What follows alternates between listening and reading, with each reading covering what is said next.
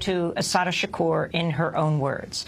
In 1998, Democracy Now! Aired her reading an open letter to Pope John Paul II during his trip to Cuba. She wrote the message after New Jersey state troopers sent the Pope a letter asking him to call for her extradition.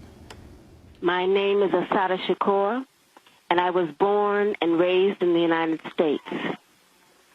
I am a descendant of Africans who were kidnapped and brought to the Americas as slaves. I spent my early childhood in the racist, segregated South. I later moved to the northern part of the country, where I realized that black people were equally victimized by racism and oppression. I grew up and became a political activist, participating in student struggles, the anti-war movement, and most of all, in the movement for the liberation of African Americans in the United States. I later joined the Black Panther Party, an organization that was targeted by the COINTELPRO program, a program that was set up by the Federal Bureau of Investigation to eliminate all political opposition to the U.S. government's policies, to destroy the black liberation movement in the United States, to discredit activists, and to eliminate potential leaders. Under the COINTELPRO program, many political activists were harassed, imprisoned, murdered, or otherwise neutralized. As a result of being targeted by COINTELPRO, I, like many other young people, was faced with the threat of prison, underground, exile, or death. The FBI, with the help of local police agencies, systematically fed false accusations and fake news articles to the press, accusing me and other activists of crimes we did not commit. Although in my case the charges were eventually dropped or I was eventually acquitted, the national and local police agencies created a situation where, based on their false accusations against me, any police officer could shoot me on sight. It was not until the Freedom of Information Act was passed in the mid-'70s that we began to see the scope of the United States government's persecution of political activists. To make a long story short, I was captured in New Jersey in 1973 after being shot with both arms held in the air and then shot again from the back. I was left on the ground to die, and when I did not, I was taken to a local hospital where I was threatened, beaten, and tortured. In 1977, I was convicted in a trial that can only be described as a legal lynching. In 1979, I was able to escape with the aid of some of my fellow comrades. I saw this as a necessary step, not only because I was innocent of the charges against me, but because I knew that the racist legal system in the United States, I would receive no justice. I was also afraid that I would be murdered in prison. I later arrived in Cuba, where I am currently living in exile as a political refugee. The New Jersey State Police and other law enforcement officials say they want to see me brought to justice. But I would like to know what they mean by justice. Is torture justice? I was kept in solitary confinement for more than 2 years, mostly in men's prisons.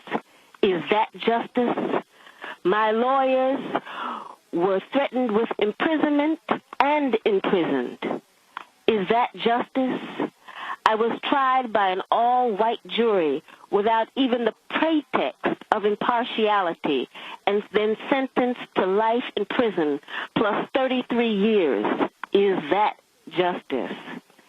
Let me emphasize that justice for me is not the issue I am addressing here. It is justice for my people that is at stake. When my people receive justice, I am sure that I will receive it too. That was Assata Shakur speaking in 1998 in an open letter to Pope John Paul.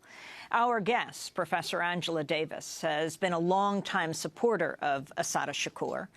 I asked her about Assata's case and the thawing of U.S.-Cuban relations. I've been involved in the campaign to save Assata's life for all of those decades.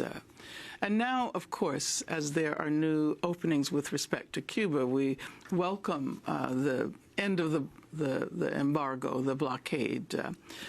But at the same time, we have to be attentive to what this might mean for Assata, given that there is a $2 million reward on her head, that she has been designated as one of the 10 most dangerous terrorists in the country. And a former Republican presidential candidate, Chris Christie, the governor of New Jersey, was really leading that charge. Absolutely, absolutely. So I think that now is the time to focus attention on Assata.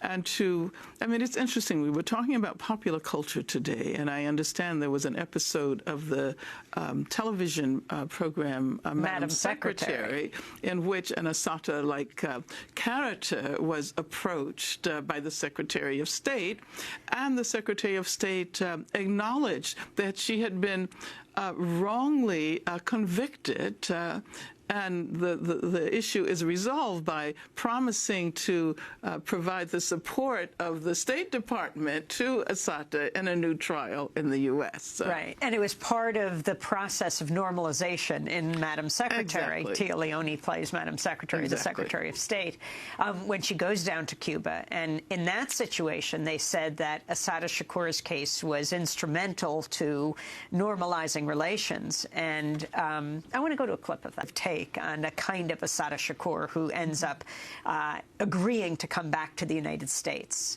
Well, yeah, Assata has not seen her grandchildren.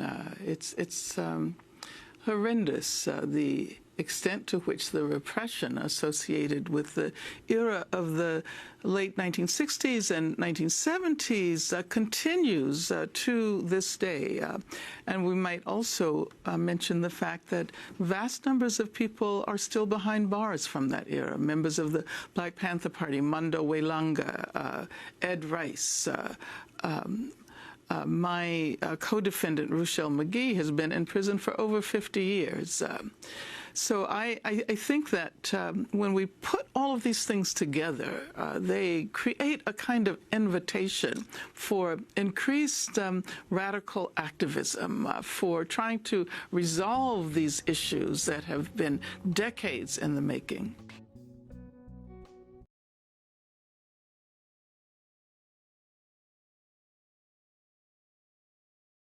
I was imprisoned. I was shot with my hands in the air. I was accused of a wide variety of crimes, all of which, with the exception of the murder of a New Jersey state trooper, I was acquitted.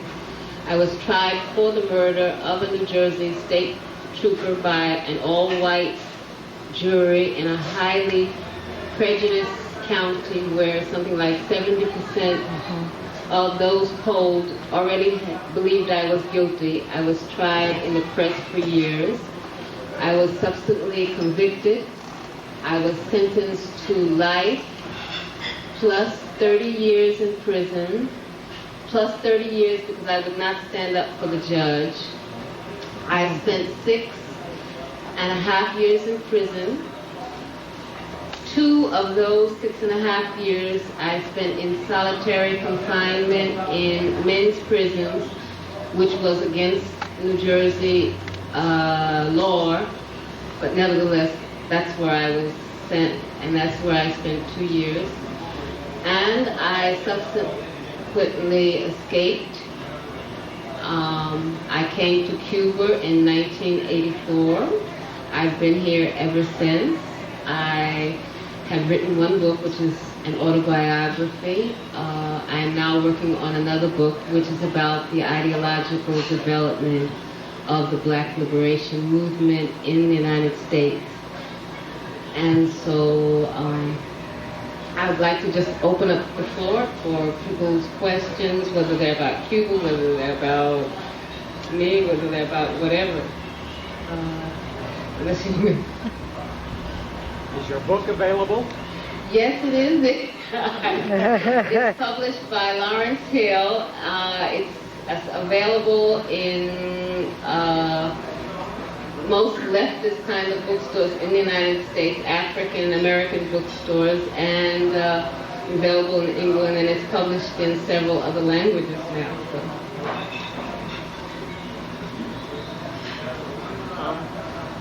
Are the people in the States your sympathizers and supporters who are still working on your case? And if so, have they gotten... Are my supporters and Mary, we can't hear you. Still working on it. Are the supporters in the States still working on using Freedom of Information Act to get access to police files or anything of that sort? Okay. There are so many political prisoners, approximately 100, and resources are very thin. And, there are not that many resources, so that most of the effort of people who supported me is now directed toward supporting other political prisoners. And like there have been, for example, if I had not escaped, I would next year be in prison. It would be 20 years. Sundia Ada Akoli, who was arrested with me, who was on the case with me, has been in prison almost 20 years. It's been 19 years. There are other political prisoners who have been in prison for 20 years, others 21, and others 22 years. For example, Geronimo Pratt will soon be in prison 22 years, and even though there's an enormous amount of evidence pointing to the fact that A, he was framed, B, the government knows he was framed, is completely innocent. There have been special given by, what is that program, 60 Minutes, he's been on 60 Minutes. Agents, FBI agents have come forward and said that they know that he is innocent, that he was in fact framed by the government. The FBI has made statements saying that he was supposed to have been, and now that there are many people who are testifying that he was at a meeting of the Black Panther Party during the time when the crime was supposedly committed miles and miles away, more than 500 miles away. And the FBI says that even though he was under day-to-day surveillance, they started keeping records the day after the event, and those other records disappeared. So we're dealing with blatant violations of not only people's human rights, but of their civil rights, and people are very unaware in the United States of the fact that A, that they are political prisoners, and B, that these political prisoners have been in prison basically since the early 70s, some of them since the late 60s. And it's criminal that they are there, and part of the reason that I believe that they are still there and that there's so little work being done around political prisoners is A, because the government still maintains a kind of COINTEL program, which part of that COINTEL program under another name is dedicated to minimizing and criminalizing the Black liberation movement, African people, and so that there within the left is a kind of idea that these people must have been done something, or they're infantile leftists who are not worthy of being supported, and that these people are really not political priorities. But my question is, if we accept the government's definition of who people who struggle are, then we are in fact negating the legitimacy of the Puerto Rican liberation struggle, of the Black liberation movement, and of those anti-imperialists who have shown solidarity with oppressed people in the United States, of those people who, and I mean, the people are in prison for being part of the anti-nuclear movement, for being activists in all segments of the movement. So it's not just one segment of the movement that is represented in terms of political prisoners.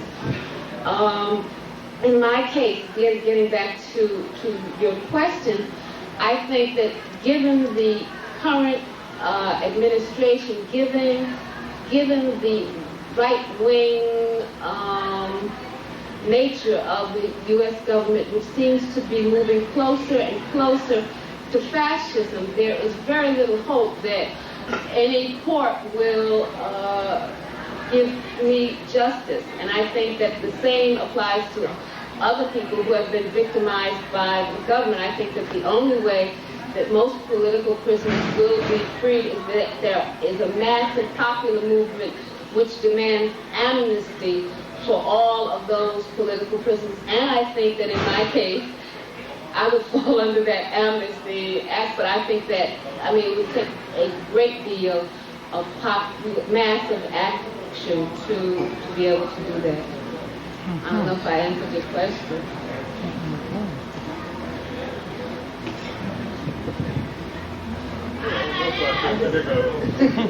I'm curious about how you feel right now as an exile. I mean, I would guess, but please tell me if I'm wrong, that as an African American, you would feel extremely alienated from a white-dominated society, white supremacist society, and then on the other hand, you're living in exile, and I've known many people. I don't feel any great longing to return. I miss, on real terms, I miss African American culture.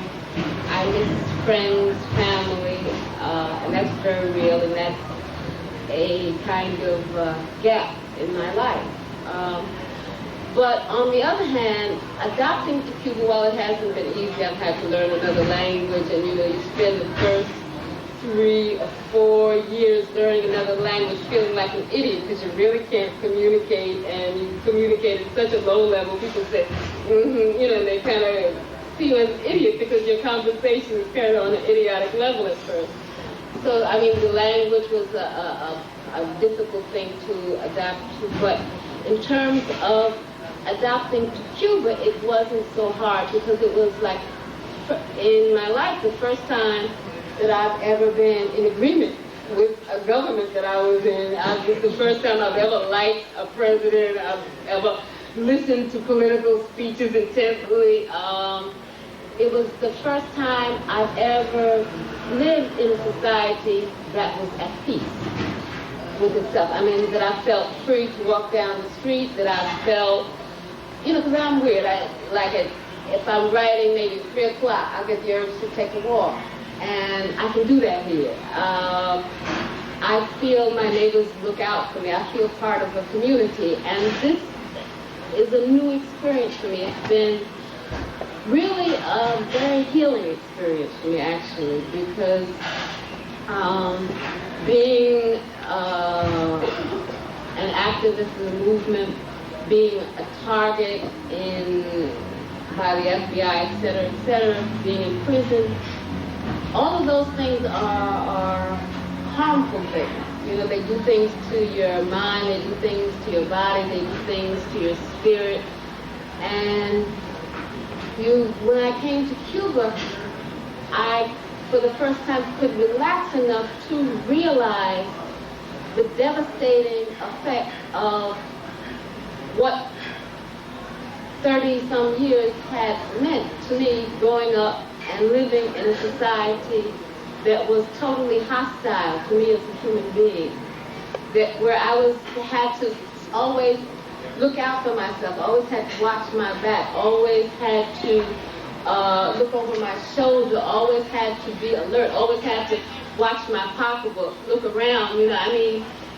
This place for me has been a place where I learned to relax, where I learned to trust people, where I learned, and not to say I just go around trusting anybody, based on nothing, but where my capability to trust other people and to reach out to other people has gone to another level, because I think that people don't realize the terrible amount of stress that is a real part of the day-to-day living in the United States, and don't realize that you're constantly, especially if you live in African American communities, your life is constantly, maybe not on the line, but it's so close to the line that you feel it. You're aware of it. You know that if you walk down a wrong street one day and there's siren, and you don't realize that there's a siren, and you don't look at someone running, and you don't duck fast enough, that might be you. That it might be over, and that was one part that was wonderful. The other part was my daughter. I have a daughter that's 17, she's soon to be 18, and she was born when I was in prison, and the first time we were together, we were able to form a real mother-daughter, relationship was here in Cuba, and it was very painful for her, painful for me, because we didn't know each other, and even though she knew it wasn't my fault that I wasn't with her, she was angry, you left me, blah, blah, blah, and it was normal, and we worked it through.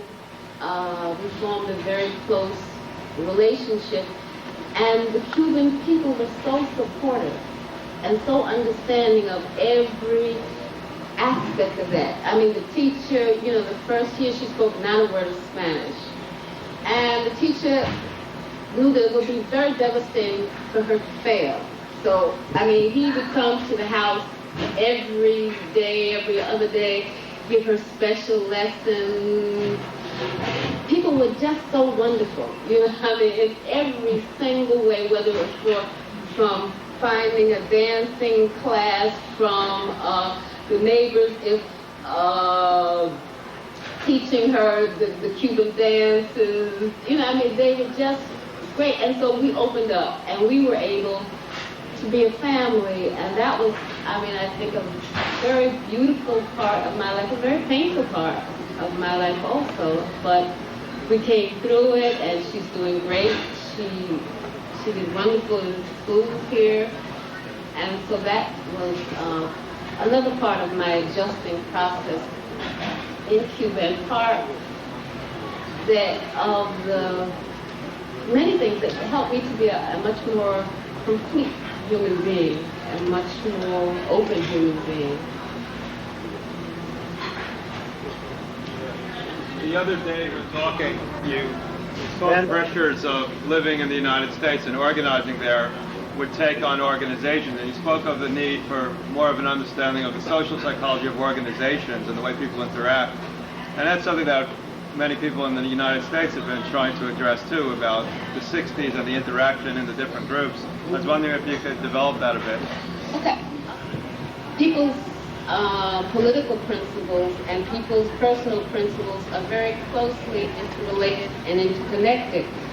And I think that the kind of style of struggling that I was exposed to, and everybody else, most of the people were exposed to in the 60s, was a kind of, we're revolutionaries, we must sacrifice, struggle, die if necessary, give our lives for the revolution. But in terms of knowing each other, in terms of forming supportive relationships with each other, in terms of just talking about our families, talking about our backgrounds, talking about our personal problems, that was kind of shoved to the background. People, you go to the meeting, you talk about whatever it is, and you go, and I have met people that I haven't seen like 20 years, and then they come to Cuba and say, we worked together for years, and I never really knew anything about you, and you never really knew anything about me. And it seems to me that if we're working for social change, then it's not just the structural, systematic, economic structure that we have to struggle to change. I think that people who are subjected to extreme oppression, to extreme racism, to extreme sexism, to all kinds of degrading situations, all kinds of humiliating, hostile situations, have to be affected by that. That's real. If you slap me, I feel it. If you insult me on a daily basis, I feel it. And I think that part of the struggle of oppressed people is, number one, forming more human relationships, and that we have to be able to heal as well as struggle, because it's not just enough to fight to tear down the old oppressive systems, but at the same time we have to be building new ways of relating, new values that are prettier. One of the things that I found with leftists is, like, I would bring someone, I'll give you a story. A friend of mine, when I joined the Black Panther Party, but she wasn't a friend, but she was the one who took me around, and we became friendly. She showed me how to sell papers. She showed me the ropes. And so it was like when it's cold, I said, oh, it's just too cold to stand out here and sell these Panther papers, and nobody's here, so let's go into this coffee shop and get some coffee. So we were in the place drinking tea. And there were just some people there. We got into a normal conversation, and she started to talk rhetoric.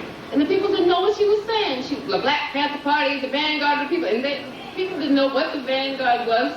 They didn't know what the lumpen proletariat was. They didn't know what the lumpen proletariat. And I mean, she turned those people off so fast. She was like somebody that dropped right out from the moon. I mean, people could not relate to the language she was talking. They couldn't relate to the tone of voice that she was using. They couldn't relate to the arrogance that just poured out of every sentence. And it was,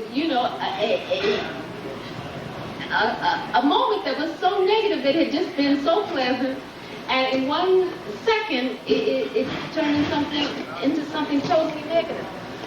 So I think that in my life I have seen that repeated in many different ways. You bring people to a political organization, they're energetic, they're angry, they're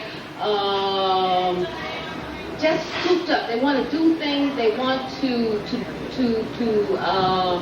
work, they want to struggle, but then you put them into this kind of political never land with people talking in rhetoric, in codes, in words that normal people don't talk, dealing with them in a totally human, indifferent way. I don't care if you didn't sleep last night. I don't care if you have a test on Monday. I don't care if your kids have no babysitter. That is not my problem. And I don't see how you can build a new society based on that kind of human interrelationship, nor do I see how you can build a strong revolutionary movement based on those kinds of interrelationships. So I do think that changing how we deal with each other and healing is a very important way, of important area of struggle. I think that in the history of the world revolutionary movement, we have often followed European models, and to the exclusion of other models of struggle. And I think that one of the things that needs to be done is that the old concepts of that we have all the formulas, that all the areas of struggle are lined up, and that revolution is like this recipe that you just have to follow. Well, all of that people kind of have come to the realization that that no longer works.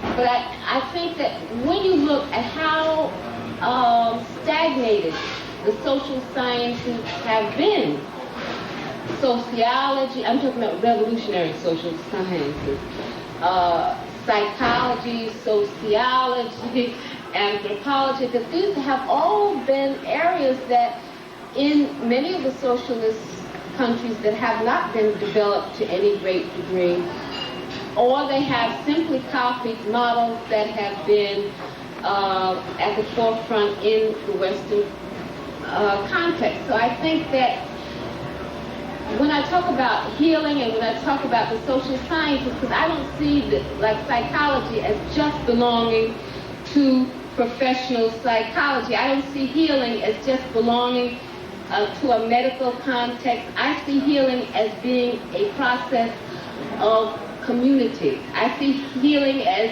there must be, people have to rediscover traditional ways of healing that exist in many different societies and combine those traditional ways of healing and traditional ways of psychological adjustment with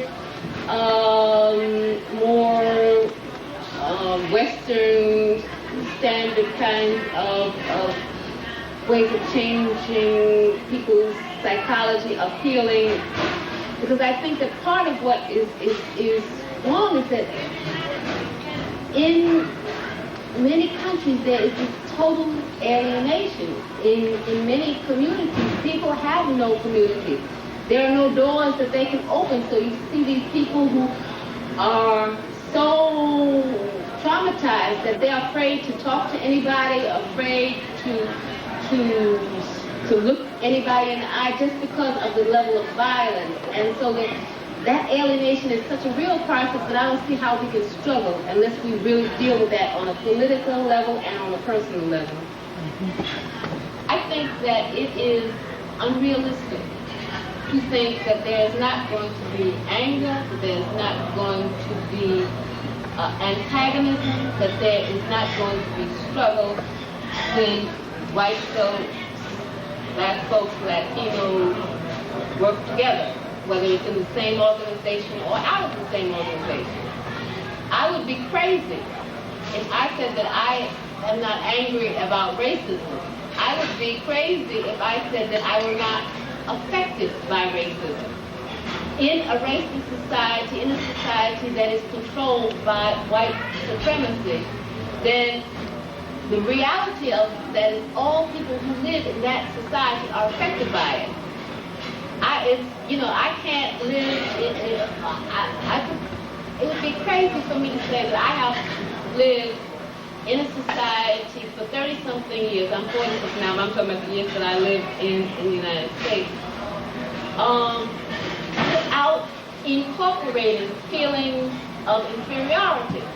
I was not responsible for those feelings of inferiority, but they came from every aspect. I had to be affected by them. I had to have internalized them to some degree. Part of my healing process is struggling against them. And I, at this stage, after being a political activist all my life, after being, a person who has consciously tried to struggle against those feelings, I cannot say that that struggle is over.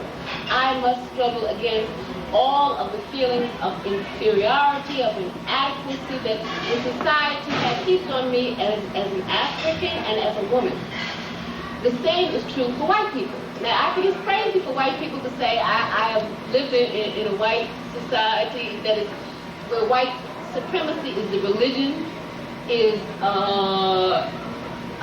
official and unofficial, is the policy of the government, is the policy of the president, is in all the textbooks, is in all the movies, is in all the billboards, to say, I ain't been affected by that. That's why. That is totally untrue. So we have to admit that we have all grown up only in the same world that has been controlled by white supremacy, Eurocentrism. That is a reality. What we both have to do is work against that on a personal level and on a political level, and to be honest about it. I would be crazy if I said that it's like when I was in prison, one of the guards, as she was tearing up my cell, throwing my clothes down, stepping on them, smashing them, said, "You don't like white people, do you?" Why in the like white people. What is it? There might be individual white people that I do in fact like because of my experiences with them personally. But if you're going to ask me overall, do I like white people, then I would have to say my experience with white people in the United States on an overall general level has not been a friendly face, a helpful hand, an open arm. That has not been my experience. So if I were to negate that reality and pretend that I had another reality, then I would be, in fact, sick, crazy. It would be a form of denial. So I think that the way that we work together, the way that we deal with each other, the way that we try to come to some unity is to say, put the cards on the table. To say, let's struggle together. Let's take principled positions. And then after we do a good job of that, after we both work on what our education has been, and that, I think, is a lifelong process. I don't think that you can reach a point and say, well, I'm not racist, I'm not affected by racism, I'm not affected by white supremacy. Because I think that is to say I am not affected by the environment. I don't think that's a Marxist position. It's about race relations in Cuba and how you've worked through some of the issues that you've just discussed in the U.S. context, and whether you see any significant changes in race relations over this 8 years that you've been here. Well, I'm going to say, first of all, that I'm never satisfied. If you ask me if I am satisfied at the speed and at the level that solving the race problem and the conditions of Africans on this earth, it is never fast enough for me, it is never enough for me. Having said that, let me talk about Cuba.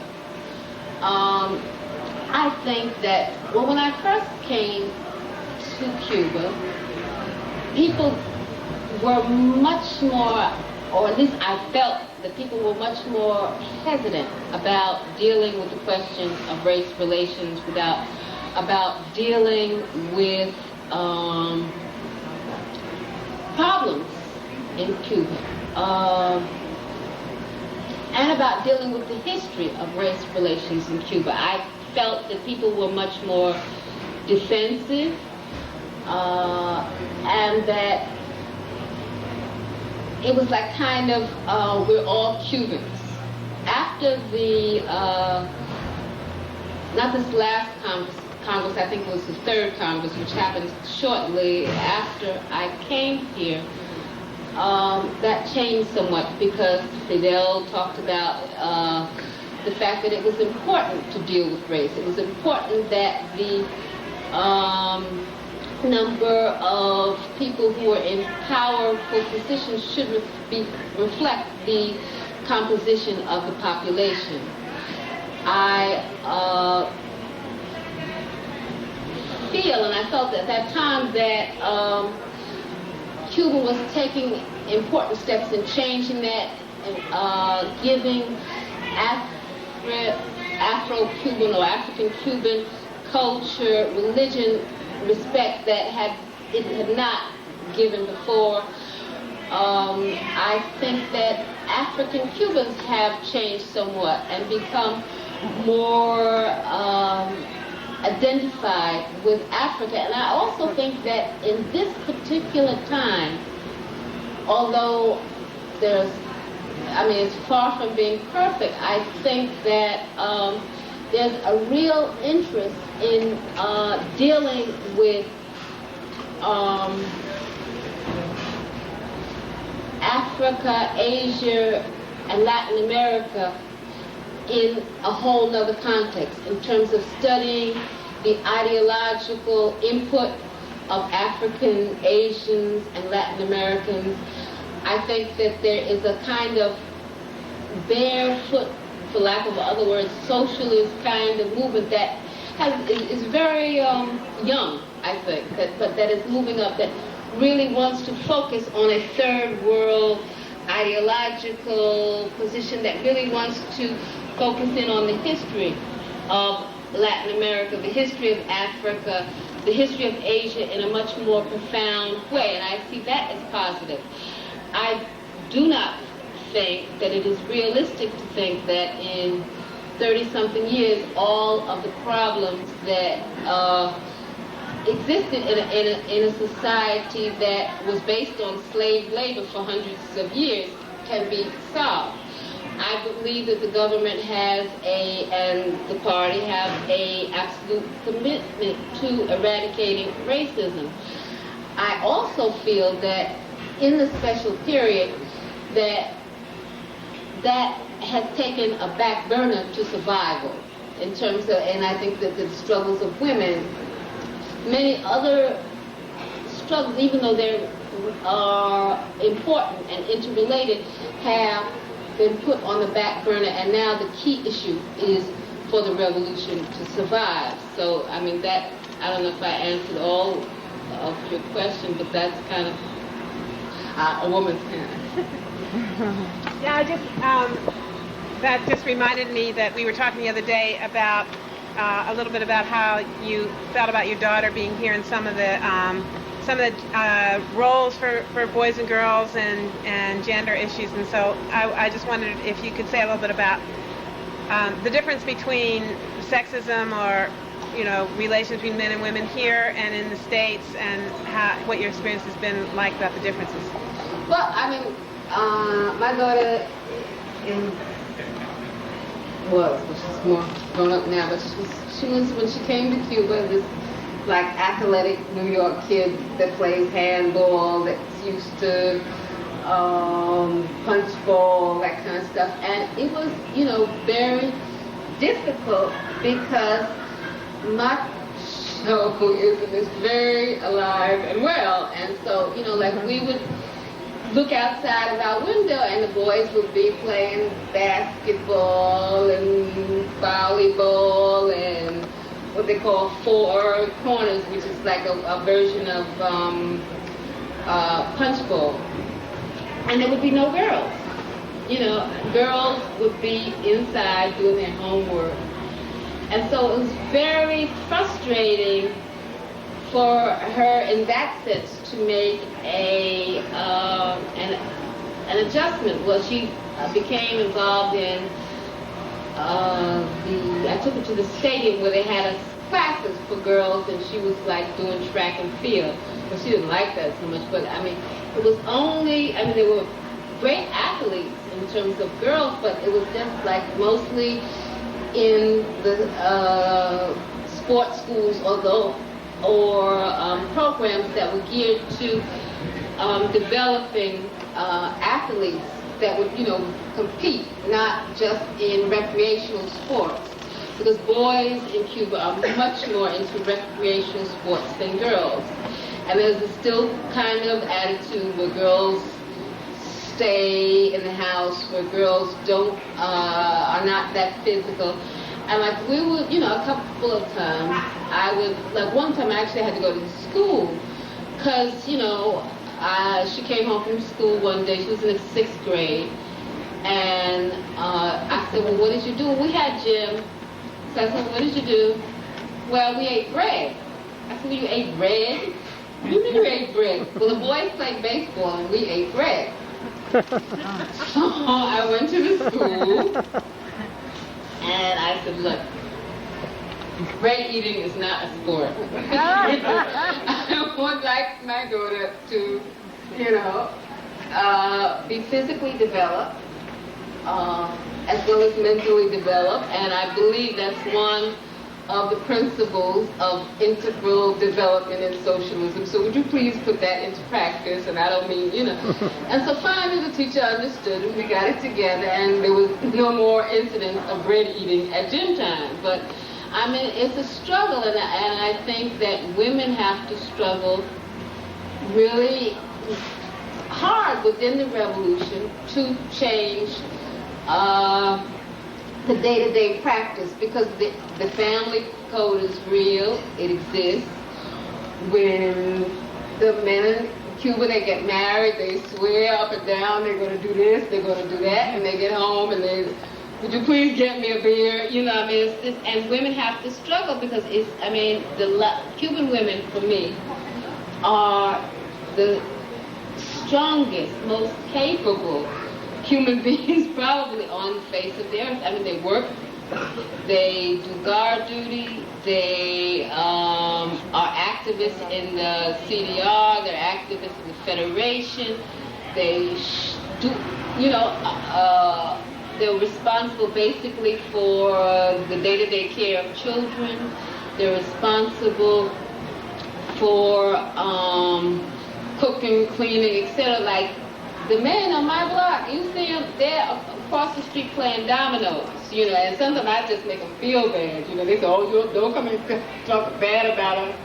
But, you know, I mean, it's really, you know, women have really got to struggle because, you know, and under this special period, it's worse because the lines are longer, it takes longer to wait for the bus. And, I mean, it's a huge amount of work that women do. And I think that women are responding and are really, you know, the situation itself is forcing women to struggle in ways that they have never struggled before. My neighbor, for the first time, she came over to me, she said, I told him he got to go to the store his stuff. I am not a slave. He can, you know, and she went off, and I had never seen her go off like that, but she sure enough went off, and he sure enough went to the store. You know, but, I mean, the macho culture that the revolution inherited is very deeply embedded, and I believe is going to take a great deal of struggle and solidarity and unity on between women to get rid of it. But then I also want to put that in a historical context, because like I've talked to women from the Federation, and you know, when I came down here, it was like, what is this? You know, like it was International Day of Women, and it was like, you know, Queen for a Day. You know, they would bring us the trays, and they had little flowers on the trays, and I said, well, where's the militancy? Where's the, you know? And, you know, I couldn't really understand the Federation. I couldn't understand the movement of women until people started to explain to me the reality of where they came from. I mean, women who were activists in the Federation at the beginning had to go and literally beg people to let women work in the street. You know, that, I mean, they couldn't talk about equality. They had to talk first about men helping women, because that was the objective reality where they were. And so that it was a process that they had to go from one step to step 2 to step 3. And that, you know, people from the U.S. and developed capitalist countries think, well, you know, that their situation can be just transferred to other countries just mechanically, and that other people can be at the same level of consciousness and deal with the same kinds of ways of struggling. But I had a very good friend who was studying here from Ethiopia, and she said, she was in the women's caucus, and she said, you know, I wake up sometime and I really find my face wet, and I find I've been crying. She said, you know, because I know we made some very serious mistakes when we first started. She said, I would invite women to meetings, and I would invite a male speaker in a room full of women. Mm-hmm. And because of just those meetings, women were killed. Their husbands killed them for being in a room with another man.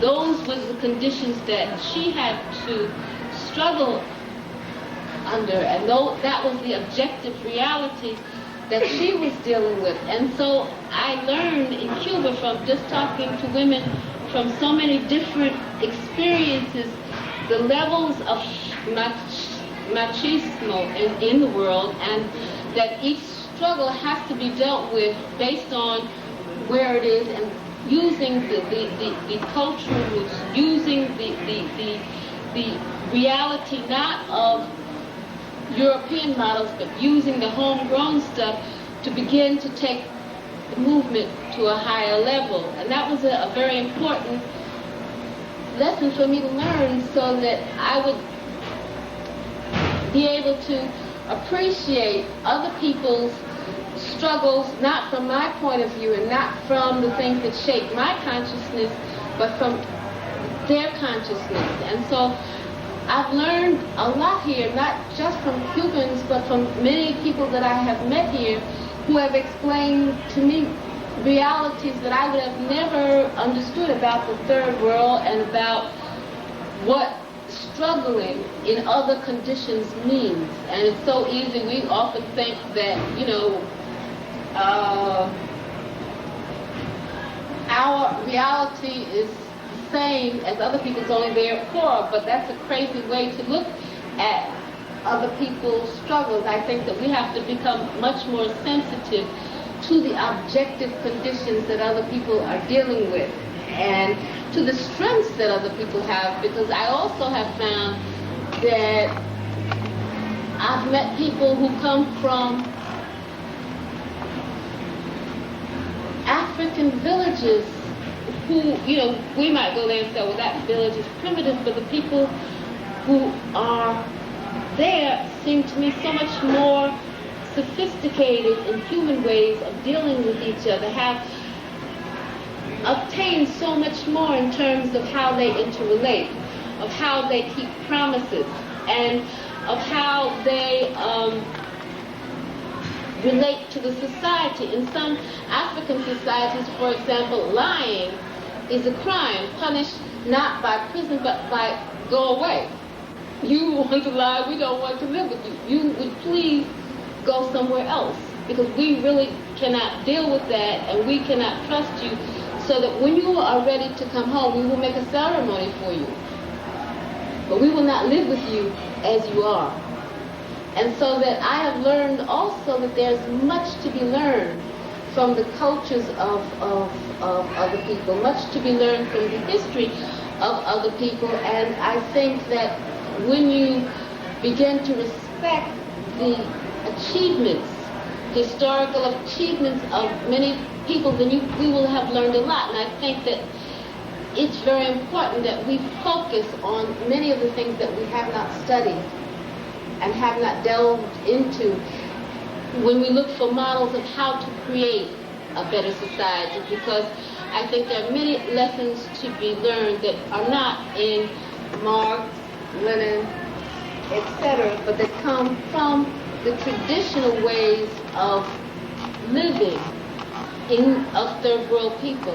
And I think that that is in an area that has been sorely neglected. I'm curious about how the news that you get from the United States, how Cuban media presents it, particularly if you could perhaps touch upon the coverage of the events that followed the acquittal of the 4 white policemen who beat Mr. Rodney King, and how that, I guess I'm particularly interested in what you see as the strengths and if there are any weaknesses in the way in which Cuban media present information about that hearing. In terms of Rodney King, for example, the tape of Rodney King being beaten was shown in Cuba several times. Almost all Cubans saw that on the news. And most Cubans were shocked that there was an acquittal. That was, of course, the news was dealt with on the normal television, and then they dedicated several programs just dealing with the verdict and dealing with the reality of police brutality and repression in the United States. They also, there was an act of solidarity with our movement to which I was invited, and I spoke, by OSPAL. That is the committee in solidarity with Africa, Asia, and Latin America. And the response was overwhelming, and people were really indignant and were in one way relieved that it was naked, because it's very difficult for like young people who look at all movies, who look at these high school movies, and they have the high school kids running around in these convertibles, and they live in these perfect houses with these perfectly manicured lawns, and and you open the door into their TV movie rooms, and they have all these wonderful posters and all this electrical equipment and all this stuff. So I think that many parents and many adults were like just grateful that that it was exposed, that it was naked, that the racism was exposed, so they could deal with these issues. In terms of news coverage in general, I think that it could be much better, but I think that they're dealing with a hell of a difficult job, because in the first place, there's a big problem with paper. So many of the magazines that dealt with in-depth analysis of things are not being published. The amount of time that TV is being aired has been greatly reduced because of the problem with energy. And so that the amount of coverage, that in-depth coverage that they can give to any news is limited. So I think that that's a problem. I also think that Cuban people are very sophisticated in that they are very much capable of differentiating between the U.S. people and the U.S. government, and they don't confuse the two, which I think is important. And I think it's a result of the way in which they covered the U.S. historically. I don't know if I answered all of your questions. On that same line, then, Radio Marti, what is the effect of that? I don't know. I mean, I really do not know how much of an effect Radio Marti has, because, I mean, I know some people listen to it. Some people listen to it with total skepticism. Other people listen to it with total gullibility. And other people listen to it somewhere in between. Other people don't listen to it at all. But I really do not know, and have no way of knowing how many people, how effective or ineffective it is. Could you address the growth of the Cuban exile community in Miami and the rest of the United States in terms of increasing inequality in Cuba and attacking the moral foundations of the revolution? In terms of the growing inequality in terms of sending goods and money back, that type of thing. Can I address the... Yeah, you see now that different groups that used to be really poor now have changed, and that this support from outside the relationship to the revolution now are beginning to attack the moral foundations themselves. To be honest, I don't know too much about what is going on in relation, in the exile community in the U.S. you're talking about, right? I really don't know a lot, and I don't want to just give you a silly answer, so I'll just pass on that, because I really can't give you any in-depth answer, and I don't feel that I'm capable of giving you a solid answer. And Lenin were both brilliant people, Engels, and made contributions to what I hope in the future will be revolutionary political science or scientific socialism. But I think that it is pure idealism, think that the thinking of a small group of people who lived in a specific time frame can be the totality of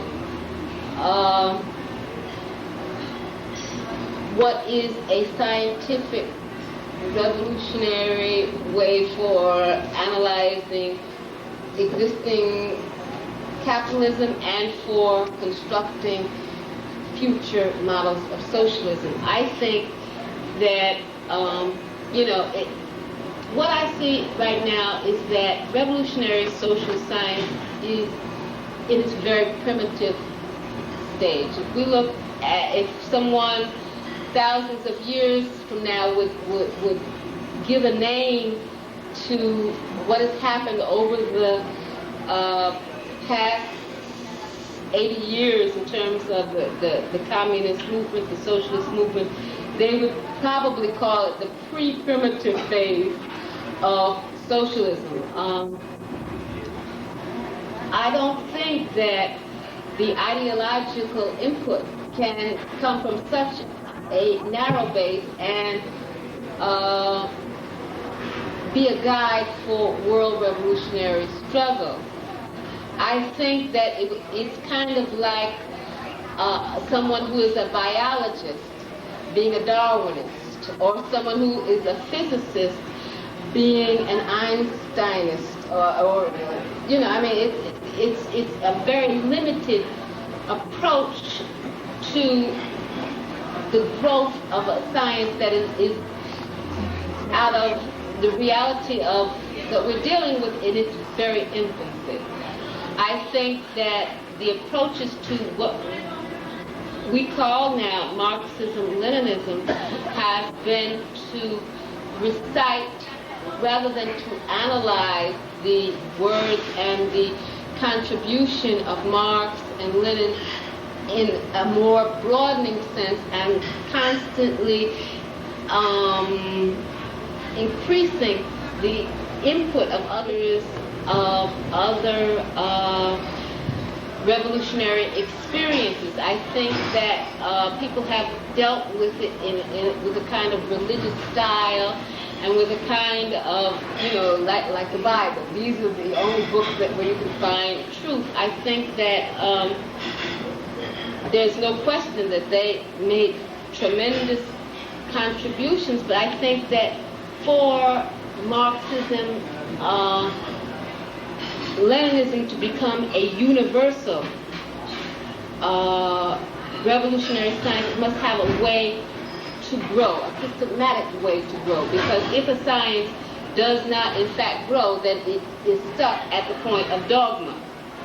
I think that if it does not reflect the experiences and the intellectual, ideological, practical input from a worldwide experience, then it cannot claim to be a universal revolutionary science. So although I think that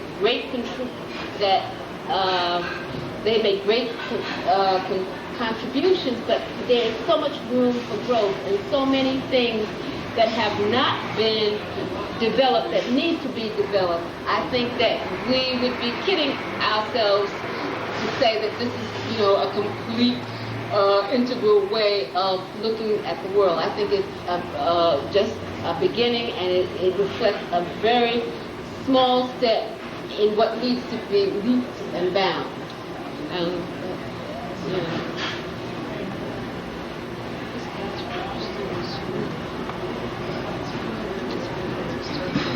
So you want to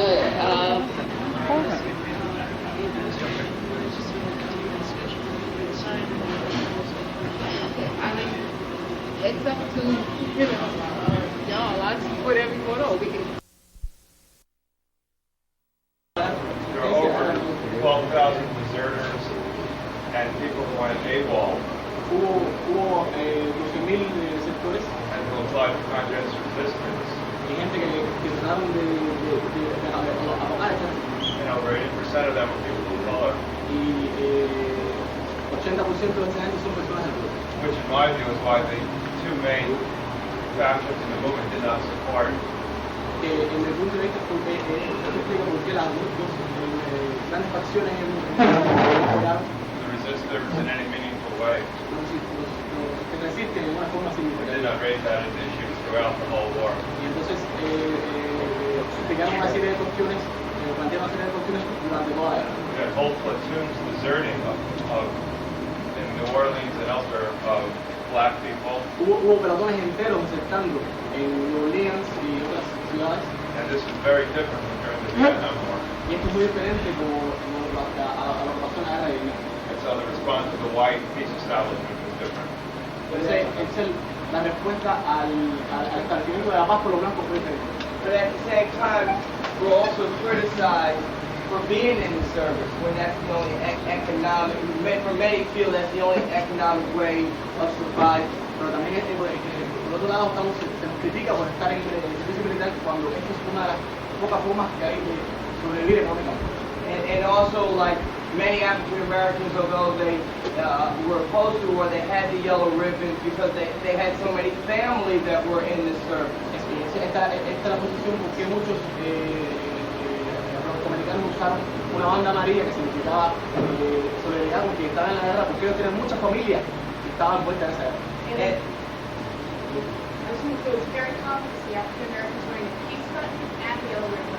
Entonces era también común ver a los afroamericanos usando un botón de paz, un símbolo de paz y un símbolo de que era esta banda amarilla. O sea, usaban las dos cosas. And one of the ways in which white supremacy works in the States in terms of the military occupation and intervention. Una de las formas en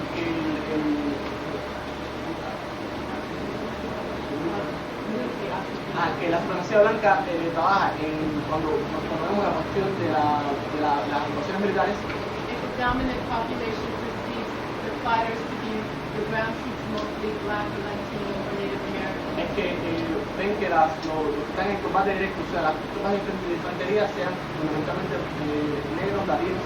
And those that they are fighting against or invading are also seen as Arab or Latin Americans or African people. Y estas gentes que ellos están invadiendo también se ven, que son afroamericanos, son latinos, también son personas de ese mundo. Then it disconnects because it does not identify with those people as being fully human or equal to others. Entonces eso se desconecta, porque no identifica a esas personas como que sean totalmente humanos, totalmente blancos. So if you were to mobilize against U.S. intervention, entonces si los movilizáramos en contra de la intervención norteamericana, you would have to be able to critique, mobilize against white supremacy. Serían capaces de movilizarse y hacer una crítica acerca de la As a matter of fact, many whites on the left, o sea, muchos blancos en la izquierda, use the third world, usan el tercer mundo, in particular Cuba, y particularmente Cuba, as a surrogate, como as a substitute for addressing the domestic third world in the United States. para dirigirse al tercer mundo nacional dentro de los Estados Unidos.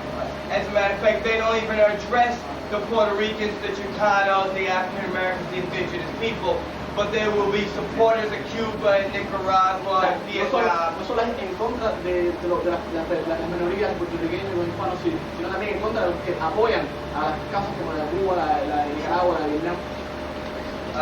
And so they come back as experts. Forma para discusión o para establecer un punto de We can partida. use that as a basis for our starting point for discussion.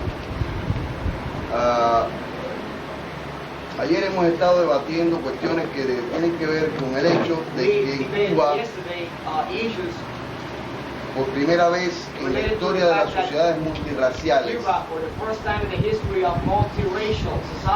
fue posible eliminar el racismo que yo he dado en llamar institucionalizado. Cuba had the possibility of eliminating that kind of racism, which I call institutionalized racism. O racismo de tipo estructural. Or en el eje horizontal de las relaciones raciales, I was saying yesterday that on the horizontal axis of racial relations, en el eje de las relaciones interpersonales, that refer to the interpersonal relations, Todavía existe en Cuba el fenómeno del prejuicio. We still have that phenomenon of prejudice in Cuba.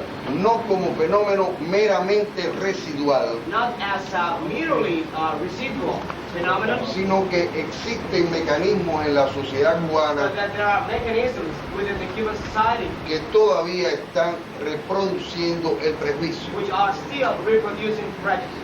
Y sobre esta base And on this basis, es posible a ese nivel interpersonal el ejercicio de la discriminación.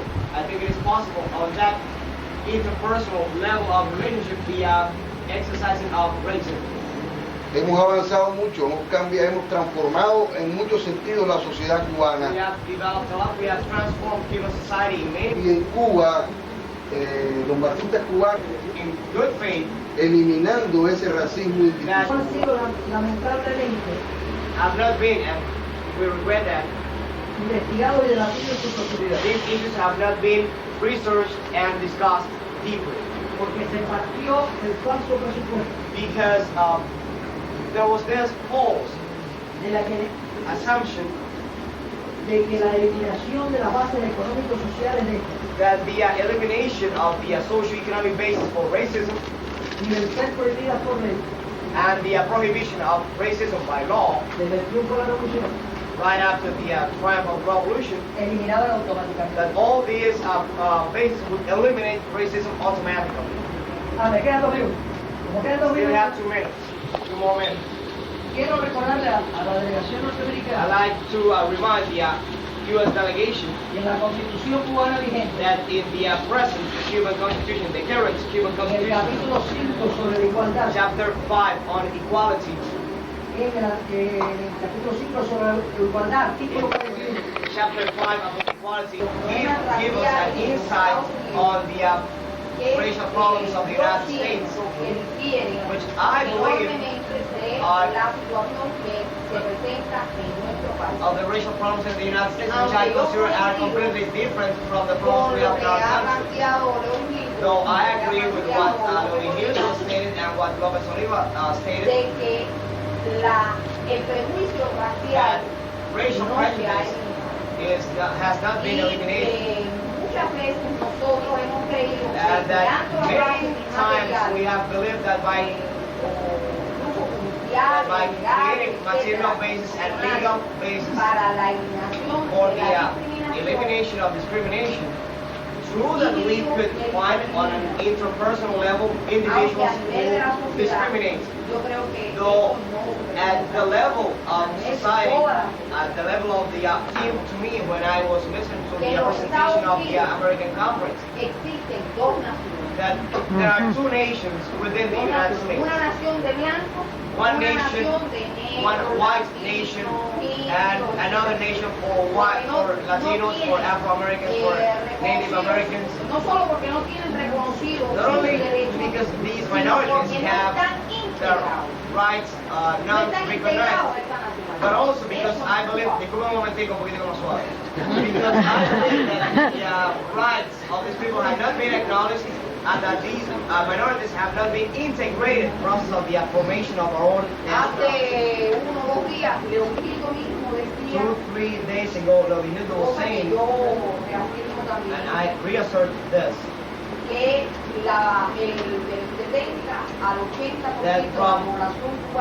that from 70 to 80% of the Cuban population was either white or black, but mixed. Many of us who have white looks, and López Oliva was saying something about that, and I am saying the same thing. Many of those of us who have white looks are not that white. Because in the process of formation of the Cubans as a people, there is a very intense mixing.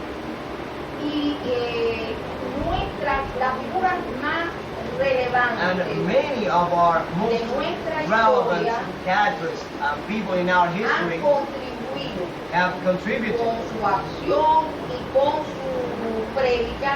with their action and with their works to eliminate this problem. And one example is Jose Marti, who fought immensely to integrate the black population into the struggle for the independence, and also the existence of one leader as, for example, Antonio Maceo, who was the chief, who was Lieutenant General of the Independentist Army, and he was a black military one, y uno discriminador.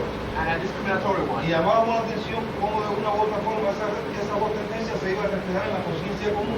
And we were insisting on the fact that one of these two tendencies, or how these two tendencies will be reflected in the common consciousness. Creo inclusive cuando abordamos el prejuicio en las condiciones de nuestro país, I think that when we talk about prejudices in the conditions of our country, debemos abordarlo con el carácter contradictorio que este pueda tener. we have to talk about this, or taking into account the contradictory character that it has. O sea, que este no se manifiesta de una forma llena, It's not manifested in a full way, directa, direct way, sino que se expresa a través de contradicciones y mediaciones en el propio individuo.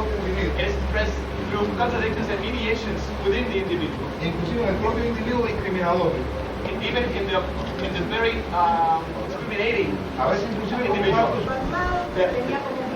The movement of the color independence in 1902 was an armed movement that has as an objective to eliminate racial discrimination and to be able to accomplish a regime of social justice for the blacks.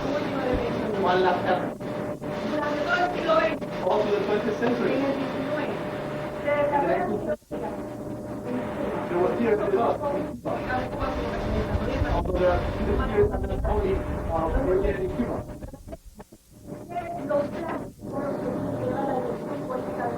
They said that the whites are the workers of this immorality.